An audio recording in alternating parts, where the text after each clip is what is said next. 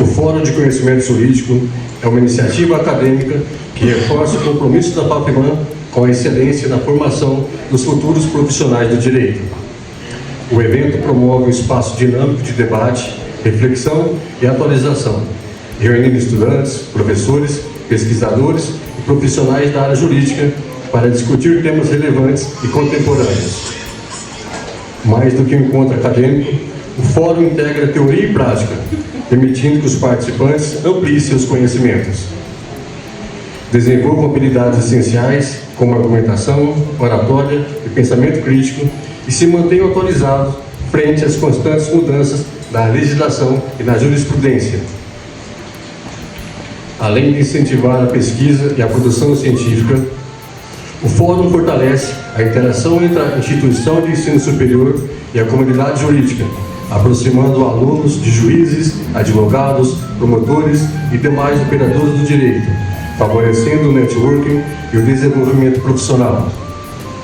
Com essa iniciativa, a FAPEMAN reafirma seu papel como referência em educação jurídica, contribuindo para a formação de profissionais qualificados, éticos e preparados para os desafios do mercado e da sociedade. A comissão organizadora agradece a direção, professores, funcionários, diretório acadêmico e acadêmicos da FAPEMAN pela contribuição dada para que esse evento seja pleno de sucesso. Agradecemos aos nossos parceiros patrocinadores que contribuíram para a realização deste grande evento. Gostaria de convidar aqui à frente o Abel e a Juana, que são nossos patrocinadores, para falar da sua empresa Prudential.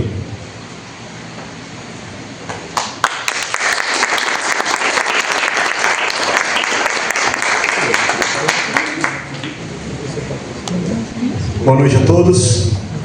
Uma breve palavra, às vezes um assunto que não gostamos muito de abordar, mas é uma ferramenta essencial dentro do nosso planejamento financeiro. Eu me chamo Abel, eu sou corretor Life Planner da Prudential, alguns devem conhecer, já devem ter escutado falar alguma vez. Eu represento aqui a CIS Corretora, que é a minha empresa aqui em Madaguari. Então, é dizer que é uma honra, né, poder trazer uma extensão de uma empresa tão grandiosa, né? A Prudential é uma seguradora americana.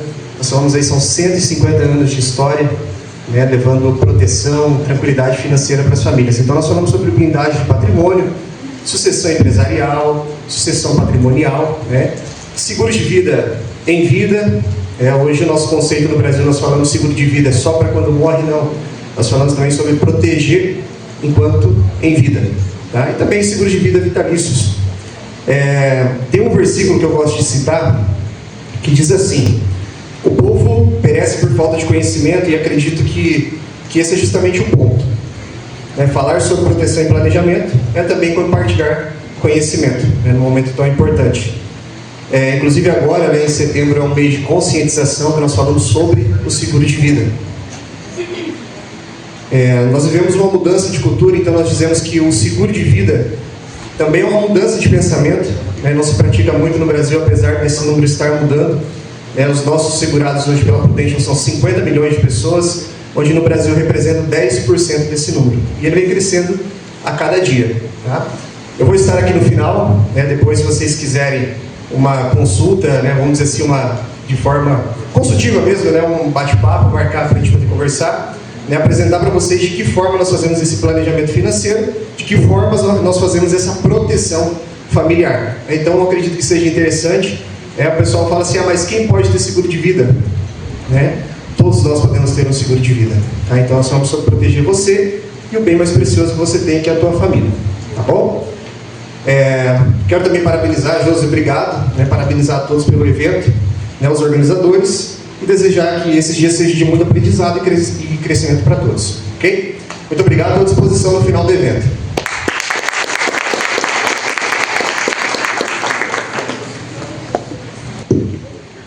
Passamos para o momento principal dessa noite. Para tanto, convido a doutora Thaís de Luca Laborato para apresentar a palestra INSS 2025 na prática. Ainda dá para se aposentar?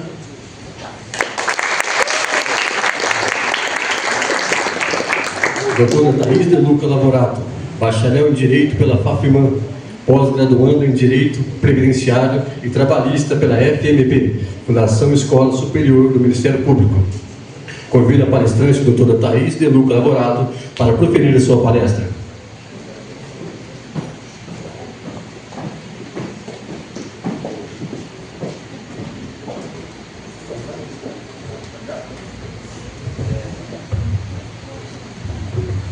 Alô, boa noite. É uma alegria retornar à FAFIMAN para participar desse evento, o FAFIJURI. Eu parabenizo a instituição e os alunos de Direito pela organização desse evento e agradeço o convite para falar sobre benefícios do INSS. Para começar, para poder direcionar melhor a nossa conversa, eu quero saber quem que é estudante de Direito. Pode levantar a mão. Todos nós, né? Tem alguém aqui que já contribui para o INSS? Ninguém contribui para o INSS? Quem nunca contribuiu para o INSS? Nenhuma vez.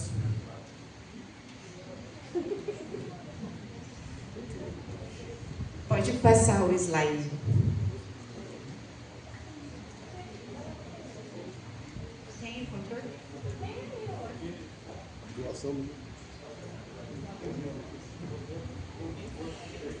Meu nome é Thaís de Luca Lavorato, eu nasci em Managuari, em 1999.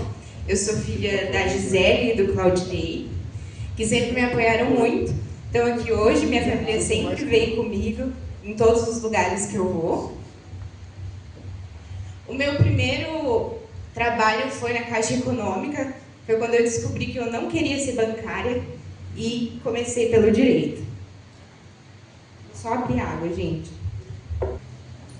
Eu comecei a minha trajetória aqui na FAFIMAN em 2017, eu sou da turma de 2017 e 2021. Em 2017, eu me enfiei no Juizado Especial de Mandaguari como voluntária, trabalhei 6 meses lá. Foi muito bom para mim, a experiência. Em 2018, começou os primeiros casos do INSS. Então, eu estou aí com mais de 5 anos de atuação. Hoje eu tenho um escritório de advocacia especializada em direito previdenciário e minha principal especialidade é em benefícios por incapacidade e planejamento previdenciário. Antes de começar a falar do INSS, eu vou explicar para vocês quem pode contribuir para o INSS. Nós temos 2 categorias, o contribuinte obrigatório e o contribuinte facultativo. O contribuinte obrigatório, ele sempre exerce atividade remunerada. Então, ele trabalha. É o CLT, o MEI, o autônomo, o empresário, o agricultor. O facultativo, ele não tem renda. Então, ele pode pagar o INSS, mesmo sem oferir nenhuma renda, como estudante, a dona de casa e o desempregado. Primeiro, eu vou explicar como que funciona a questão do INSS. Tem alguns conceitos básicos. A gente descobriu quem que pode contribuir para o INSS, mas tem alguns requisitos que muita gente não sabe. O primeiro é a carência. A carência é o número mínimo de contribuições em dia que a gente precisa ter para ter um benefício previdenciário. A carência, ela precisa ser contribuição em dia. Muita gente paga o INSS, mas paga atrasado. Isso acaba não contando para a carência. A qualidade do segurado é estar pagando o INSS em dia, ou seja, dentro do período de graça, que o período de graça é quando a gente para de pagar o INSS, mas ainda a gente continua coberto pelo INSS por um tempo. Esse é o período de graça. Então, pagar o INSS em dia te dá direito aos benefícios. Bom, nós temos 12 benefícios do INSS, é bastante coisa. Eles se dividem em benefícios programáveis e não programáveis. Os benefícios programáveis são aqueles que a gente planeja, ou seja, a gente contribui e espera se aposentar. Agora, os benefícios não programáveis são aqueles que acontecem. Acontece, a vida acontece, a gente fica doente, acidentes acontecem, mortes acontecem, e é nessa hora que a gente precisa estar assegurado pelo INSS. A gente vai falar um pouco sobre esses benefícios. Não vamos falar de todos, porque são muitos, mas os principais. Começando pela aposentadoria por idade. Para quem já contribuía antes da reforma, a reforma da Previdência foi em 2019. E com ela vieram algumas mudanças no tempo de contribuição e principalmente na questão da idade. A aposentadoria por idade, para quem contribuía antes de 2019, ela é de 62 anos para a mulher e de 15 anos de contribuição. Mas tem a questão da carência. Ter 15 anos de contribuição não é a mesma coisa que ter 180 meses de carência. Por quê? Contribuir para o INSS sem contribuir em dia não conta para carência. Então precisa ter 15 anos de contribuição e 180 meses de carência. Já o homem continua com 65 anos de idade e 15 anos de contribuição. O que mudou também foi a forma de fazer o cálculo. O cálculo dessa aposentadoria, ela é feita uma média de todos os salários. E 60% dessa média, mais 2% por ano, que ultrapassar 15 anos para mulher e 20 anos para homem. A renda mensal inicial, ela é diferente da renda mensal atual. Muita gente diz que aposentou com 3 salários, aposentou com 4 salários e agora recebe muito menos do que valia o dinheiro na época. A questão é que o INSS ele não atualiza as aposentadorias da mesma forma que ele atualiza o salário mínimo. Então, esse benefício ele não tem o mesmo valor que o salário mínimo. Agora, para nós que começamos a contribuir depois de 2019, mudou um pouco. Mas mudou principalmente para os homens. Os homens precisam comprovar 20 anos de contribuição. Então, os nossos filhos que vão começar a contribuir agora, depois de 2019, vão precisar comprovar 20 anos de contribuição no caso de homens. E no caso de mulheres, continua 15 anos. Vocês têm alguma dúvida até agora? Bom, chegamos na aposentadoria por tempo. A aposentadoria por idade é simples. Não tem muitas firulas. Você precisa ter 180 meses de carência e 15 anos de contribuição. E cumprir o requisito de idade. Mas agora a gente tem a aposentadoria por tempo. O que mudou depois da reforma da Previdência? Antes da reforma da Previdência, a gente tinha os requisitos. Não precisava de idade mínima, 30 anos de contribuição para mulheres, e 35 anos de contribuição para homens. Também segue os 180 meses de carência. Ou seja, precisa de 15 anos de contribuição em dia. Mas não precisava de idade mínima. O tempo de contribuição, ele é sempre diferente da carência, porque a carência tem que ser feita em dia, a contribuição tem que ser feita em dia. Então, quem esperava se aposentar por tempo? Porque se até 2019 precisava de 30 anos para mulher e de 35 para homem, o que precisa agora? Para quem cumpriu o requisito até 11 de 2019, pode se aposentar pela regra antiga. Mas é muito difícil a gente ver pessoas que contribuíram a partir de 1994 até agora com 30, 35 anos de contribuição. Então, por isso, muita gente fala que trabalhou na roça, cresceu na roça, que trabalhou com insalubridade, E tudo isso pode aumentar o tempo de contribuição e ajudar a aposentar antes de 2019. Perdão, até 2019.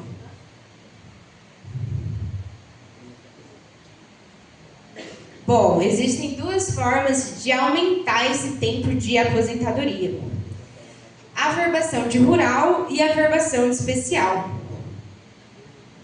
A averbação de rural é para quem é boia fria, porcenteiro, proprietário, pescador. Ela pode ser feita na aposentadoria por tempo de contribuição até 1991. Depois de 1991, esse tempo, mesmo que a pessoa tenha trabalhado na roça, não pode ser averbado sem o recolhimento. Então, precisa ser provado o rural e precisa ser recolhido depois de 91. O tempo especial é de agentes nocivos, como quem trabalha em hospital, quem trabalha em indústria, quem trabalha com eletricidade. E esse tempo ele só pode ser convertido até 2019, porque com a reforma da Previdência, esse tempo também acabou. Essa conversão de tempo acabou na aposentadoria por tempo. Ela ainda existe, mas na aposentadoria especial. E quem não fecha o tempo? Quem não chega até 30, 35 anos, até 2019, o que faz? Toda vez que tem uma reforma da Previdência, tem as regras de transição. A gente já passou por uma reforma de Previdência e essa é uma outra reforma que a gente passou agora em 2019. Então, para quem esperava aposentar por tempo de contribuição, ter 30, 35 anos, pode tentar aposentar nas regras de transição. Existem 4 regras de transição. Tem a regra de transição de pontos e a de idade progressiva. Os pontos soma-se a idade e o tempo de contribuição. E para aposentar hoje, em 2025, precisa, para mulher, 92 pontos e para homem, 102 pontos. Isso seria 34 anos de contribuição para mulher e 38 anos de contribuição para homem.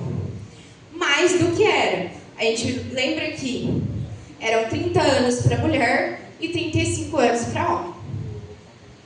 Idade progressiva.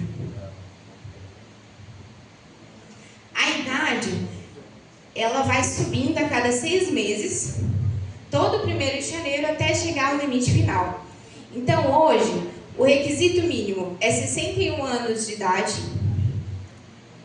e vai chegar, hoje não, em 2019 era 61 e vai chegar a 65 em 2027. E as mulheres vai chegar até 62 em 2031, seguindo a regra da aposentadoria por idade, que é 65 anos para homem e 62 anos para mulher. Agora nós chegamos nos pedágios. Bom, existe o pedágio de 50% e o pedágio de 100%.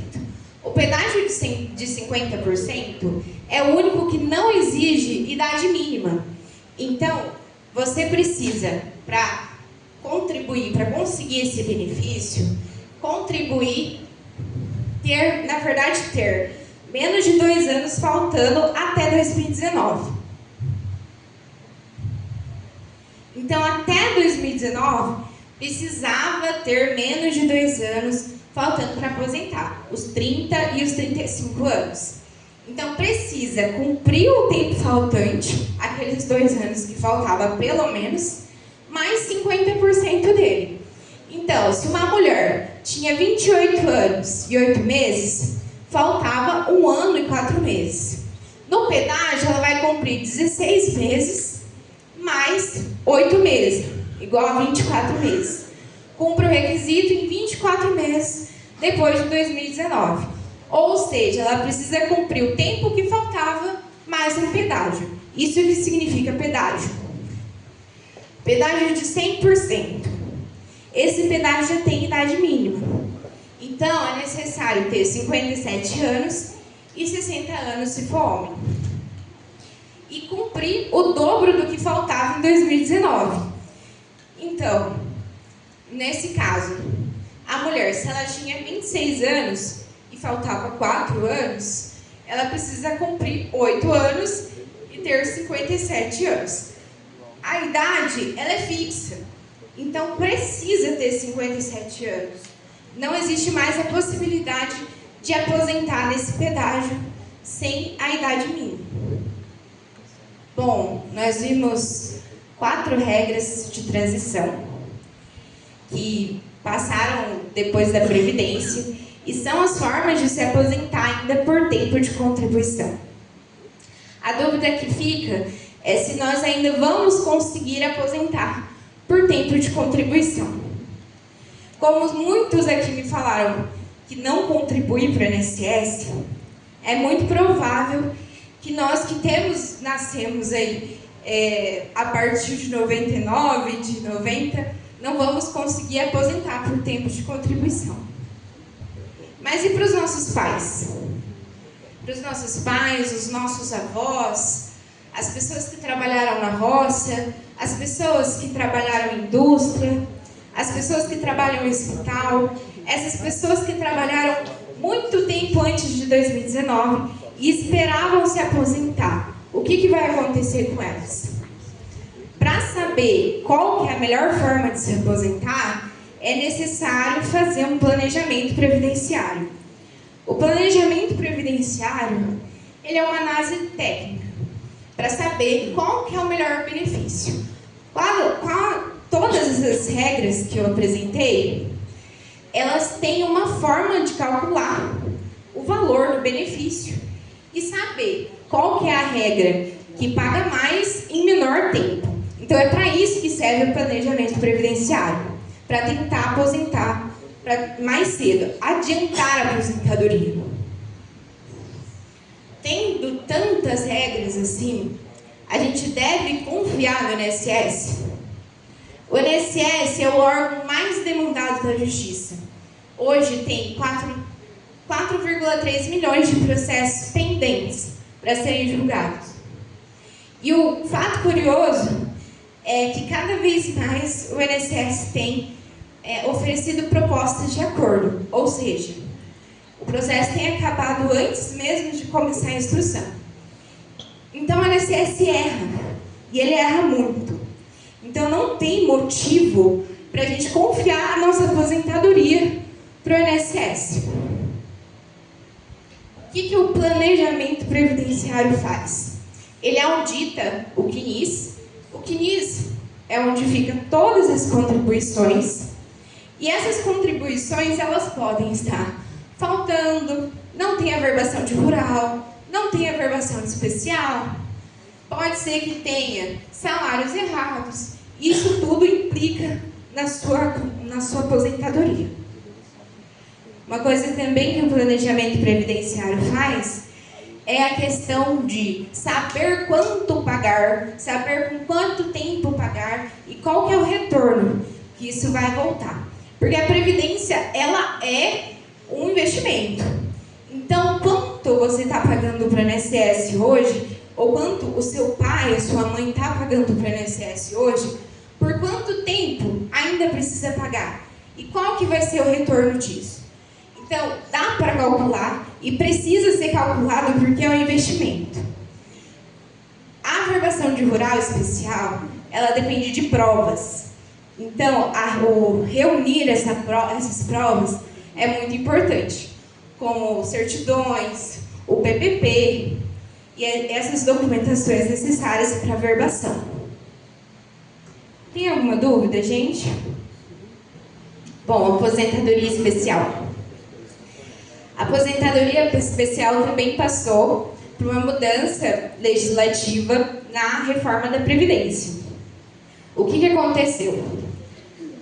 A aposentadoria especial é para quem trabalha exposto de forma habitual e permanente a um agente nocivo, que são químico, biológico, físico, ruído, eletricidade. E essa pessoa, ela passou 25 anos trabalhando exposto ao agente nocivo. Antes da reforma, só precisava disso. Trabalhar 25 anos exposto a agente nocivo e se aposentava com 100% do valor do benefício. Depois da reforma, esses foram os mais prejudicados, porque além da exposição de 25 anos, precisa de 60 anos de idade. Então a conversão de especial em comum também foi até 2019 e o cálculo também mudou e foi muito prejudicial, porque agora é a média de todos os salários, 60% dessa média, mais 2% por ano acima de 20 e 15 anos, a depender se homem ou mulher. Exemplos dessas profissões são médicos, enfermeiros, frentistas, soldadores, radiologistas, pintores industriais. Então, antes da reforma, isso não era um requisito, e agora é. Bom, essa é uma aposentadoria que pouca gente conhece, que é a aposentadoria da pessoa com deficiência. O que é deficiência para o INSS? A deficiência, ela é um impedimento de longo prazo. É algo que não vai passar nos próximos 2 anos. Então, essa pessoa com deficiência, ela tem barreiras no dia a dia que impedem ela de viver em condição de igualdade com os demais. Então, a deficiência não é só não ter uma perna, não é só uma questão física. Ela é sensorial, ela é mental, ela é intelectual. E existem várias barreiras. Alguns exemplos de deficiência é a visão monocular, surdez significativa, amputação, paraplegia, deficiência intelectual. Quais são os requisitos? A aposentadoria por tempo, a aposentadoria da pessoa com deficiência, ela é por tempo ou por idade. E por isso, tem algumas condições especiais para quem tem essa deficiência. Essa deficiência, ela precisa ser comprovada por meio de perícia médica. Então, vai ser necessário fazer uma avaliação no INSS para comprovar a deficiência, para poder ter essas condições especiais para quem tem deficiência. Por tempo de contribuição, no caso de deficiência leve, são 33 anos de contribuição para homem e 28 para mulheres. Por idade, a idade também é reduzida, é 60 anos para homem e 55 para mulheres. Os 15 anos de contribuição precisam ser feitos.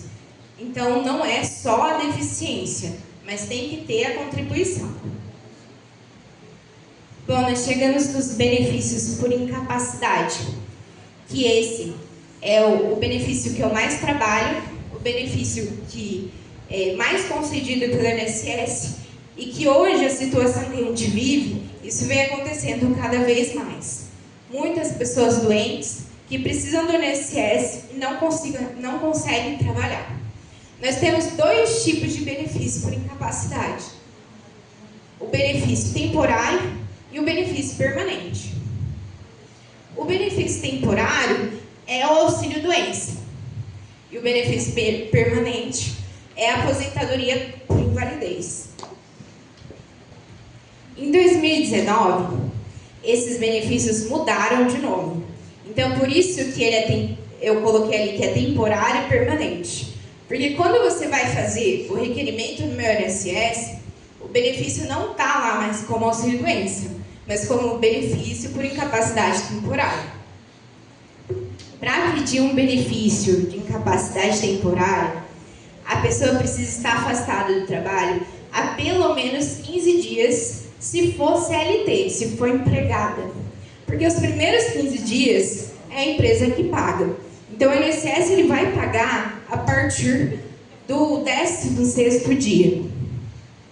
Já para quem é contribuinte individual, não precisa esperar 15 dias. Quais que são os requisitos desse benefício? É a qualidade de segurado. Qualidade de segurado, relembrando, é estar contribuindo para o INSS. Estar em dia com o INSS. Ou estar em período de graça, que é quando a gente para de contribuir para o INSS, mas mesmo assim continua segurado.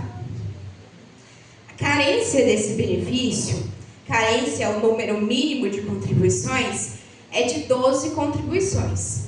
Então, para pedir o auxílio-doença, precisa ter 12 contribuições em dia para o INSS.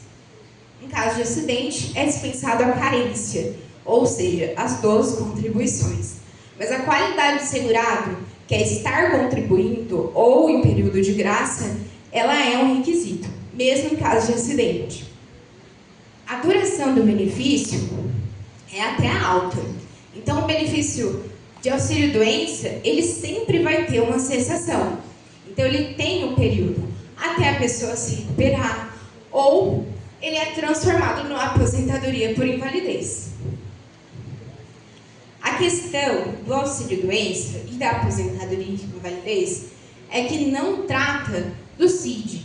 Não é a questão de doença, não é qual CID a pessoa tem, mas sem capacidade para o trabalho. Então, a profissão da pessoa é muito importante para a concessão desse benefício, porque ela precisa provar que ela não consegue trabalhar na atividade habitual dela. Agora, a aposentadoria permanente é quando a pessoa não consegue trabalhar nem na atividade habitual e nem em outra atividade. Ainda assim, a aposentadoria por invalidez, ela precisa de qualidade de segurado e carência. Muitas pessoas acham que só porque não conseguem trabalhar ou porque estão doentes a ponto de não conseguirem trabalhar, vão conseguir a aposentadoria por invalidez. Mas a aposentadoria, gente, sem contribuição, não existe. Existe um benefício que é diferente da aposentadoria, que é diferente do auxílio-doença, que não existe contribuição. Mas a aposentadoria não existe sem contribuição. A qualidade de segurado, então, é necessária, 12 meses de carência, salvo se acidente. Mas precisa ter a qualidade de segurado. Auxílio acidente. Esse benefício é para quem sofreu um acidente e ficou com sequelas. O que é uma sequela? Sequela é um movimento que a pessoa conseguia fazer e hoje em dia ela não consegue mais, mas ela precisa adaptar. Então, desse acidente, porque a gente precisa comprovar que foi de um acidente, precisa comprovar que ficou uma sequela. E essa sequela é uma condição que a pessoa conseguia fazer, desempenhava normalmente no seu trabalho, mas agora ela ficou com uma limitação. Então, ela precisa adaptar para fazer. Isso é uma sequela. Então, o auxílio-acidente é devido quando a sequela permanente reduz a capacidade na atividade habitual.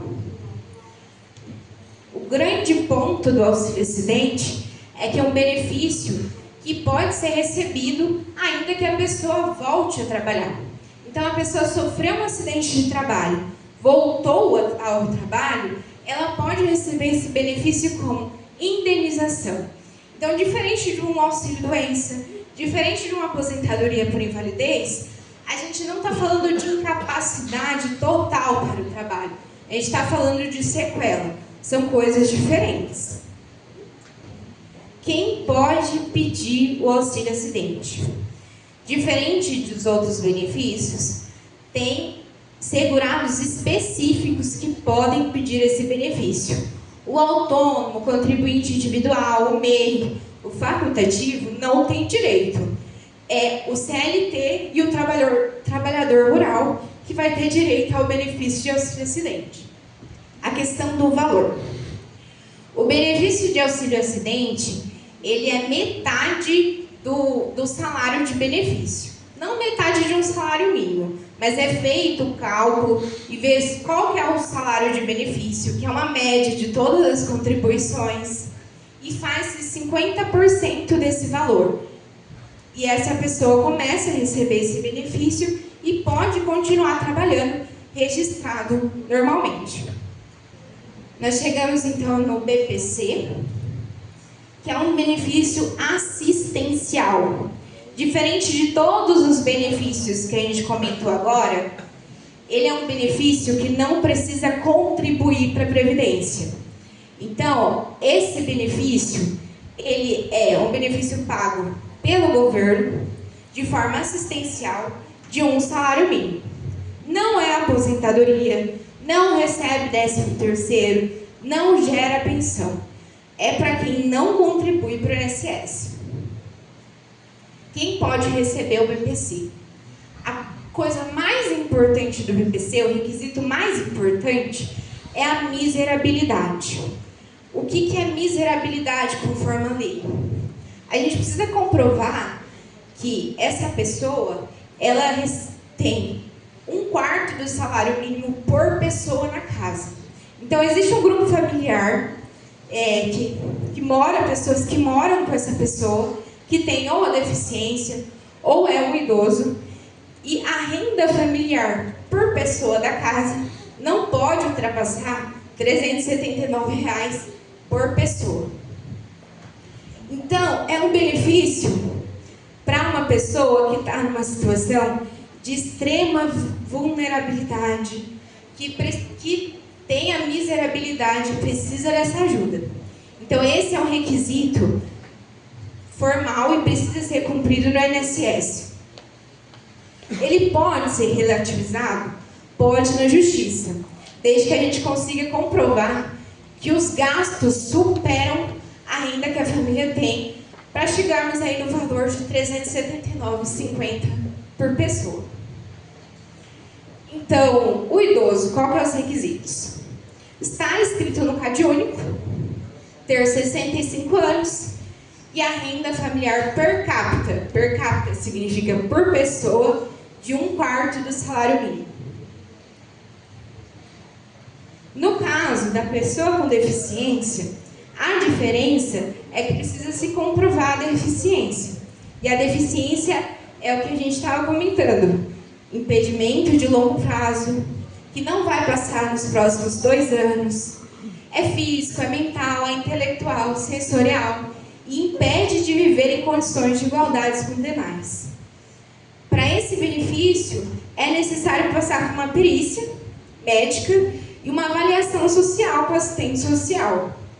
Vai ser preenchido um formulário pelo INSS, que é um sistema de pontos, e por esse laudo vai ser definido se a pessoa se enquadra para o BPC ou não. Alguma dúvida? Eu tenho.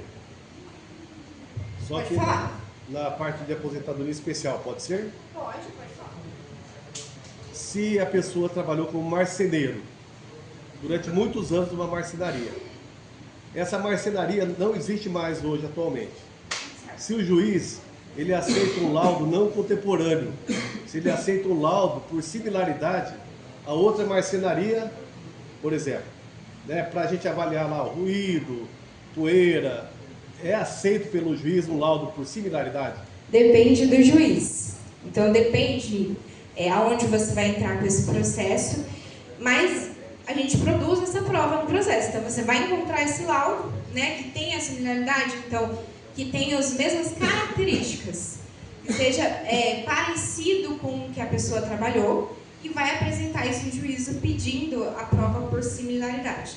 Mas tem que comprovar que a empresa está fechada, que não existe possibilidade de entrar em contrato com a empresa.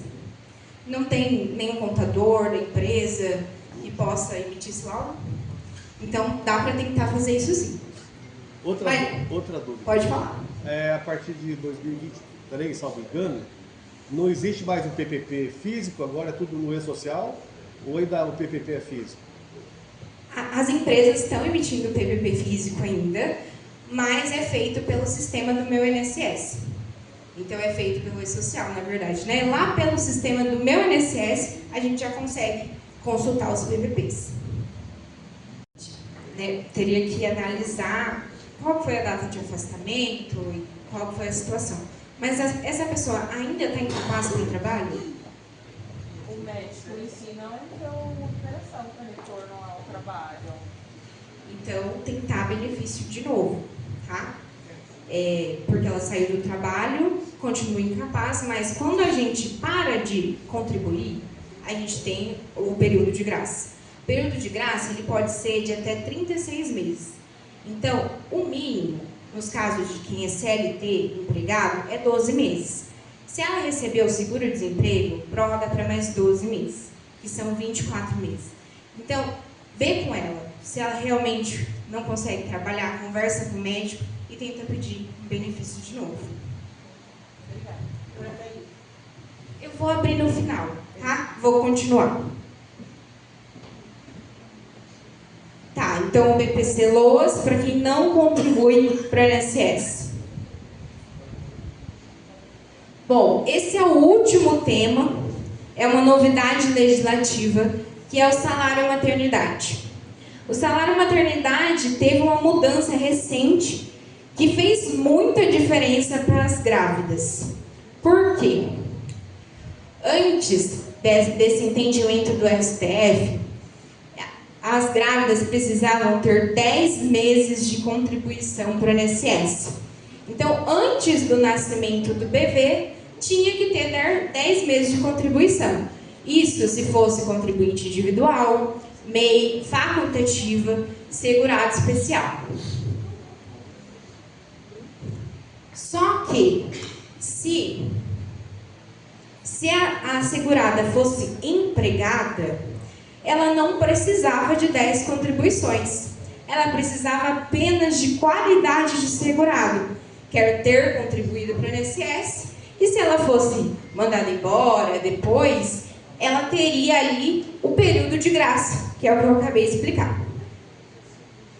Então, era injusto com as outras seguradas, outros tipos de grávida que contribuíam para o INSS e tinham que pagar 10 meses. Então, o INSS foi lá e regularizou isso. Hoje, como que funciona? Para você receber o salário maternidade, você precisa fazer uma contribuição para o INSS antes do parto. Porque uma contribuição vai te dar o quê? Qualidade de segurado. E isso é o requisito hoje do salário maternidade. Ter a qualidade de segurado na data de nascimento do bebê. Então, na data de nascimento do parto, precisa ter essa qualidade de segurado. Então, isso mudou bastante. Ajudou as mães para poder ter esse benefício. Bom, eu vou terminar de responder as dúvidas. Quem quiser perguntar, pode perguntar. Pode. Doutora Thaís, sou Nilma, né, estudante de Direito da UniCB Maringá e fui aqui também da FAFIMAN em outras áreas. Então, eu estou na previdenciária trabalhista há mais de 15 anos.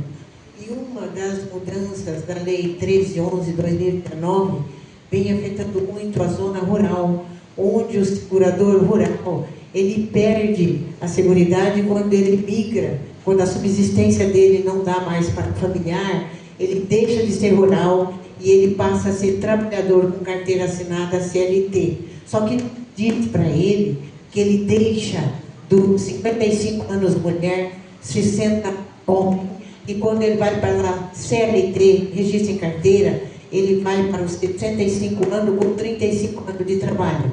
Mas em casos que ele tem a contribuição rural, ele é rural, ele tem a contribuição por notas, ele tem também o tempo em carteira. Então ele fecha todos os pré-requisitos, mas da idade dele não fecha os 60.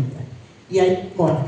Então eu nas palestras, nas conversas que eu tenho na zona rural, é o seguinte: esse trabalhador, ele já tem a contribuição dele rural pelas notas. E ele é um custo de R$525 de custo.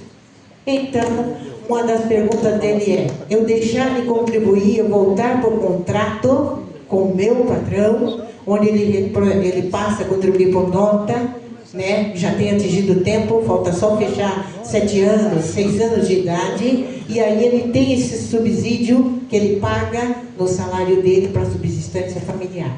Beleza? Então nós temos no Paraná, nos 399 municípios, mais de 100 que optaram pelo fundo próprio do município. Esses não levaram o golpe de 6 bilhões, de 600 milhões, onde agora o governo tramita e corre atrás para ver o prejuízo. E aí pede para nós, trabalhadores, que era 65 anos por idade, para parar de trabalhar, e joga mais 10 anos, onde ele está lá com a sua bengalinha, pagando para o INSS, que passa a ser agora uma instituição falida, que o trabalhador ele pode optar por uma carteira de poupança, onde ele joga 11% de um salário mínimo, onde ele pode jogar 17%, e quando ele precisar, ele pode ir naquele banco que ele tem confiança, porque o INSS não é mais confiável, porque este golpe continua acontecendo. Então vamos pensar nos nossos avós, vamos pensar nos nossos pais, vamos pensar naquele trabalhador rural, que ele põe a comida na nossa mesa, que ele tem as 3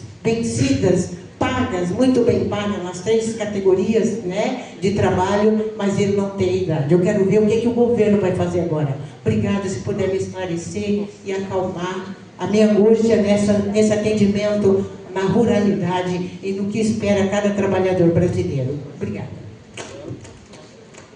Bom, a questão de aposentadoria rural e aposentadoria híbrida, tá?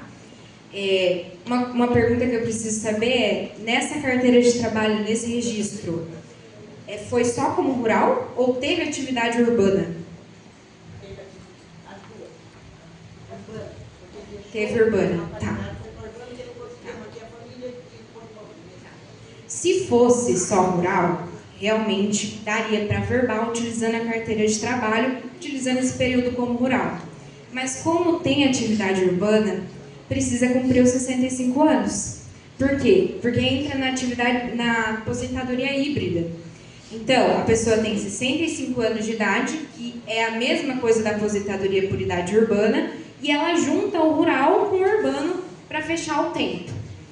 A questão que você me perguntou é voltar a recolher nota, né? Parar, mandar embora e começar a recolher nota.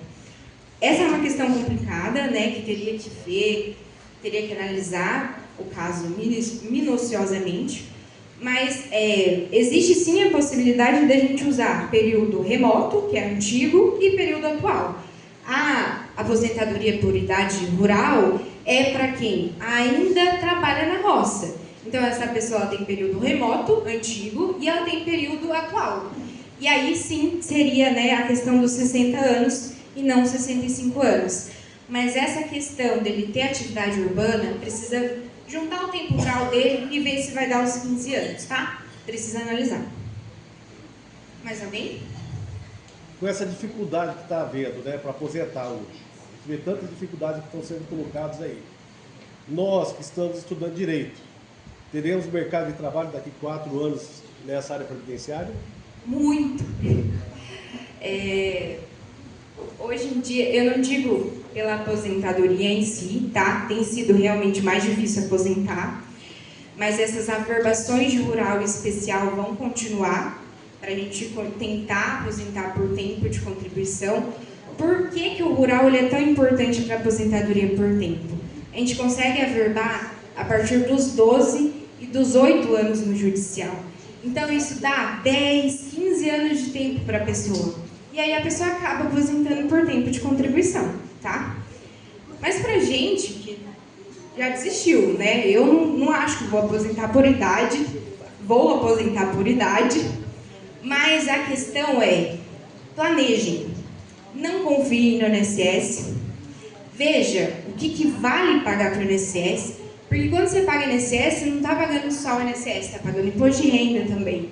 Então, quanto você está gastando para contribuir para o INSS e quanto que isso vai te dar de retorno no final, tá? Então, planeje a aposentadoria. Porque senão a gente deixa muito pro acaso, né? E a aposentadoria é um benefício programável, ele não é um benefício que acontece. Mas, muitas vezes, eu falo da minha prática, o que compensa pagar para o INSS é o salário mínimo, por conta de imposto de renda e como vai ficando depois, né, nos planejamentos que a gente faz. Mas se a pessoa não tem opção, porque ela ofere mais que o salário mínimo, e aí a gente está falando do contribuinte obrigatório, ele ofere mais que o salário mínimo, ele tem que contribuir de acordo com a sua renda. Então, tem que planejar para saber quanto vale a pena contribuir e quanto vai voltar para você depois, tá? Eu respondi a dúvida? Tem mais alguma dúvida? A questão do INSS é que, mesmo assim, vocês falam, ah, mas não vale a pena pagar o INSS. Mas e o dia de amanhã, né? No escritório a gente vê muito essa questão de pessoas que não sabiam que ia ficar doente. Não tem como prever. Não tem como prever que a gente não vai conseguir trabalhar, né? Então, é um seguro. Confiar só no INSS é seguro? Eu digo que não. Trabalhando com o INSS, eu digo que confiar só no INSS não é seguro. Se planeje, tenha outras fontes. Mas o INSS é o obrigatório. A gente precisa pagar e faz diferença, mesmo que seja um salário mínimo. Para quem precisa, faz diferença. Certo? Mais alguma dúvida? Não sei se realmente não existe mais, tá? Mas eu não tenho conhecimento desse salário maternidade, do pagamento dele atualmente. O que gera o direito hoje para o salário maternidade são algumas seguintes situações. O nascimento do bebê, o nascimento do natimorto também gera, a questão do bebê e da criança passar mais tempo no hospital por teve alguma complicação, isso aumenta o tempo de salário maternidade, e aborto espontâneo também paga salário maternidade, tá? Essas são as situações. Certo? Muito obrigada, pessoal, pelo convite. Espero que todos tenham entendido. Eu sei que é um pouco complicado, muita coisa para falar, são muitos benefícios. Aqui estão as minhas redes sociais, para quem quiser acompanhar, eu falo sobre benefícios do INSS lá.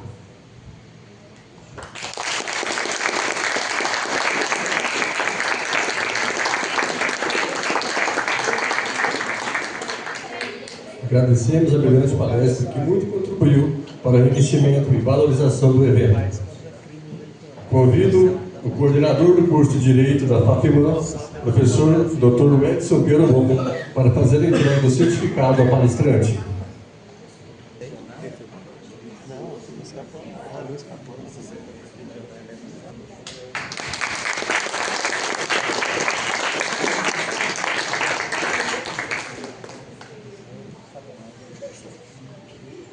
Convido a presidente do diretório acadêmico, a acadêmica Mariana, para fazer a entrega da lembrança à palestrante.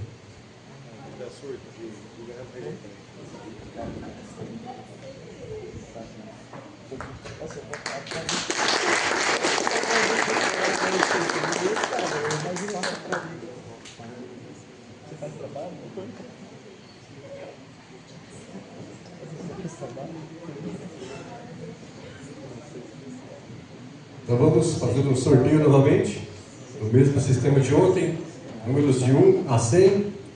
Por favor, o Perogon, o número de 1 a 100. 37. Não sei não, não é. Não, dessa vez. Alguém? Outro, por favor. 18. Ah, não, é Xuxa isso aí. É Xuxa, é Xuxa. É Xuxa. Ah, Xuxa, aí não. Xuxa.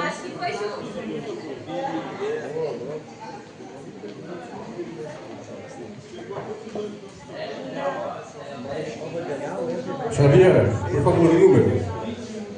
21.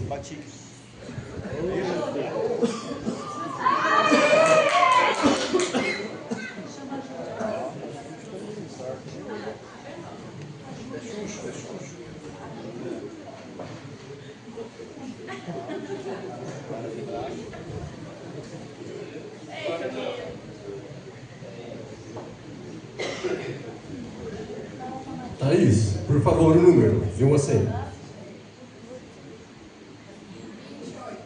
28. Alguém? Vamos soltar. Quem tira foto do fotógrafo agora? É chuva. O ligeiro bem grande da família. Bate a foto de mim. Tá seguindo. Deixa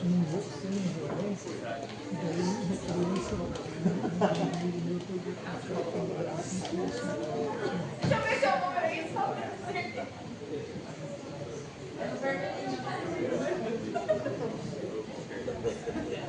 A parede é muito alta, ela deixa ele tudo baixo. Nossa senhora. 5 horas.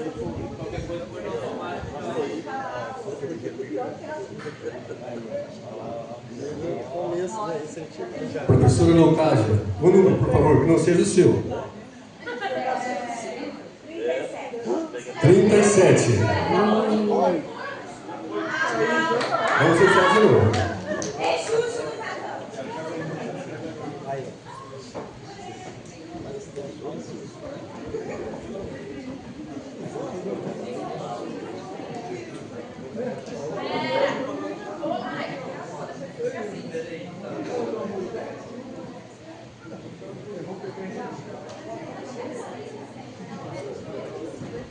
Professora Juliane, fala o número pra gente aí. 07.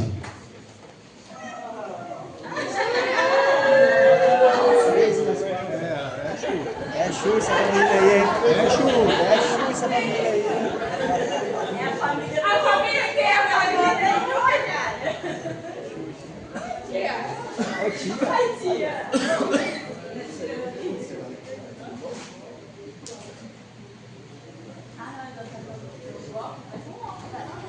Professor Edson, por favor, outro número. 12.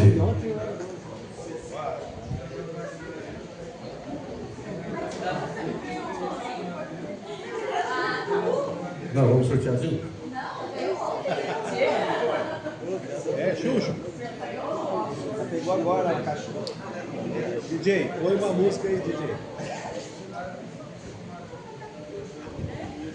Ô, Guilherme, põe o som na caixa depois, o DJ. Xavier, por favor, outro número. 99. Não é possível, foi o Robson. Outro, por favor. 85. Não é possível. Esse é. Esse rapaz que vende. É o menino da venda do pão de queijo. Pão de queijo.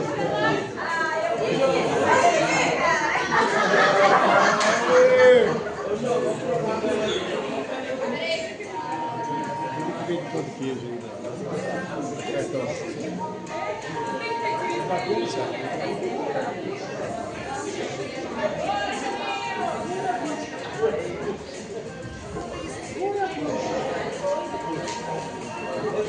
Professor Lucásia, por favor, o número.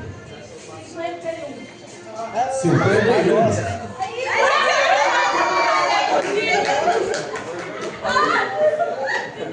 Combinado, né?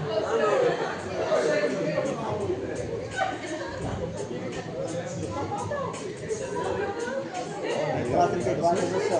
Pelo amor de Deus, hein? Aí, Arthur. Piscina.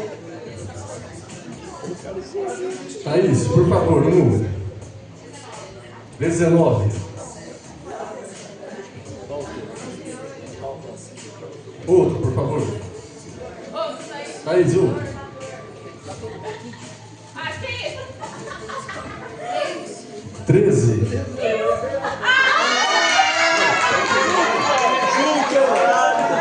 É, Xuxo. Vocês combinaram, né?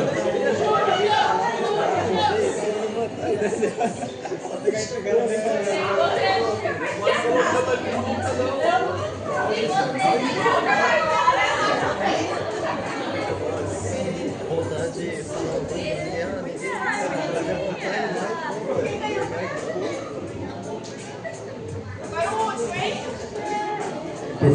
Roteiro bom.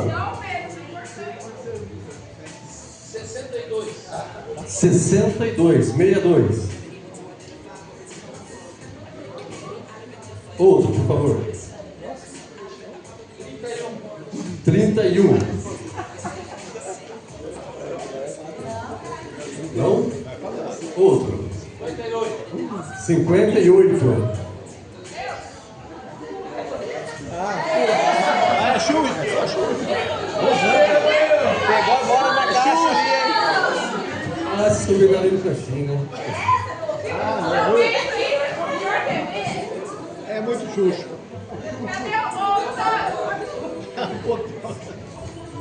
Vamos. Ó, mostrou até o número, né?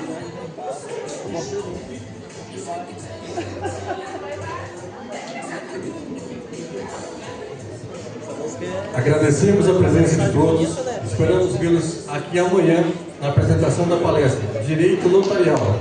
E no dia 18, a palestra Direito Penal. Obrigado.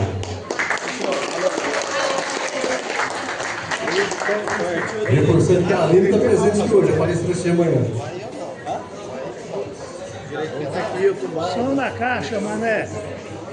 Viu? Você vai. O casal vai direito penal. No final,